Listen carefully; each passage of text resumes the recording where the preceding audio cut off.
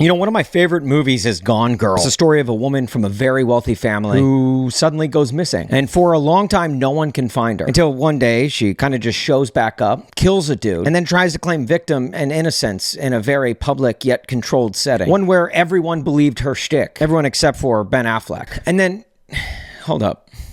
Actually, wait, my bad. Sorry, I just realized I was talking about the Titans. But in that scenario, I would still say that Titans fans are Ben Affleck. Not just because we felt like this meme for the last 3 years, but also because we can read between the lines of that absolute bullshit put out by Miss Amy Adams Strunk, the controlling owner of the Tennessee Titans. And that comes in name alone, because she has no control over this organization's downfall and takes no ownerships of its shortcomings. Now, I doubt Miss Amy will ever see this video, even though it has been confirmed that she has seen some of Korked's content in the past. But honestly, I kind of hope she does. So hopefully she can get some sort of semblance of a clue of what's going on the ground level beneath that ivory tower that she refuses to come down from. Like, look, I don't have to tell you guys, it's hard out on these streets as a Titans fan. Not only getting eaten alive by the 31 other fan bases in the NFL, but we're like twins in the womb. Sometimes we even eat our own. But somehow, and I honestly never thought I'd see the day, Miss Amy found something to unify all of Titans Twitter. Coming into the offseason, we knew that you could fire Callahan. You could fire Callahan and Carthon. But you could not, under any circumstance, fire just Carthon. That's the only option that shows incompetence. And guess which route the Titans chose? Miss Amy, I'm sure you have a team of cleaning ladies who sweeps your mansion every single day. So let me tell you how this works. When you clean house, you have to clean the entire house. Not just one room at a time, like you've done ever since the Malarkey era. I mean,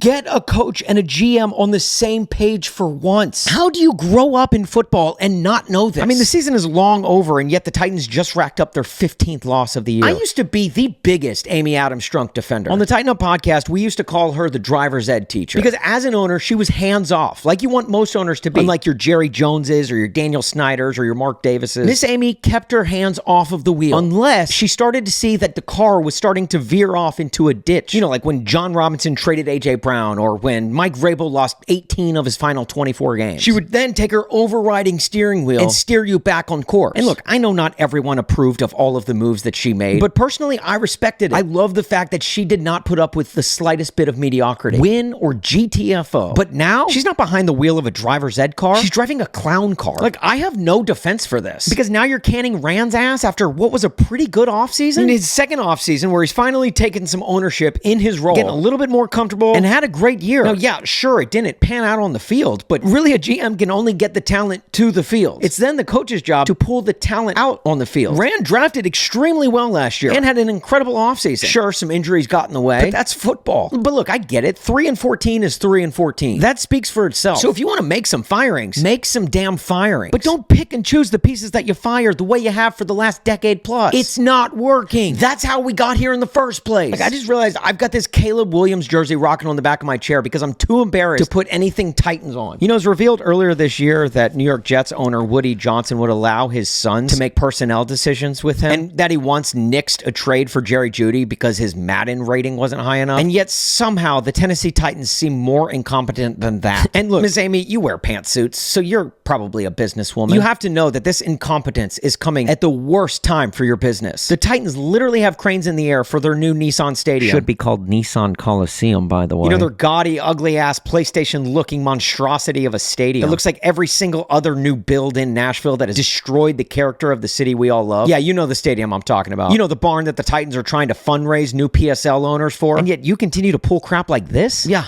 Good luck with that. I mean, forget PSLs. The rest of us fans are going to be putting aside money to save up for the $35 beers that you're probably going to sell us in that glorified Topgolf that features nothing but bottom football. Look, I defended this team through thick and thin over the years, and now it's thinner than anything Ozempic could produce. I was the eternal optimist, always looking at the bright side, the silver lining of every dark cloud that rolled through Nashville. And yet this franchise, which stems from your leadership, or lack thereof, Miss Amy, continues to let me down with bad football and even worse decisions. Like Will Levis's 2024 season thinks this is bad decision making. And yet the absolute worst part is your dad put a team in Music City, and yet you can't even face the music. Again, we're not looking for you to be omnipresent or lord over this franchise like Skeletor Jerry Jones. But it is pretty rich how we all partied with you in the parking lot of Arrowhead Stadium ahead of the AFC Championship just a few years ago. But now when shit hits the fan, or should I say shit hits the fans, you're nowhere to be found. Hell, over the last 3 years, we've heard more from T-Rack than we have from you. Now look, this doesn't wafer my fandom for this team. I'm not one of those weak asses who's now becoming a fan fan, free agent. Am I pissed, disappointed, embarrassed? All of the above. But when that Lombardi comes parading down Lower Broad, I'm still going to be front row with the rest of the real ones. Well, granted, that's probably going to come 20 to 30 years later now. But let it be known, I'm a fan of the team, not the people running it. So look, if I began with a movie reference, I feel like I need to end with one. You know, the Titans aren't just Gone Girl. They're also aptly Remember the Titans, even though literally nobody does. This franchise doesn't remind me of that movie because they win, obviously. However, the only connection I can make to that movie does come at the end. You know that driver's ed car that Miss Amy drives? Yeah, she somehow wrecked it worse than Gary Bertier. So look,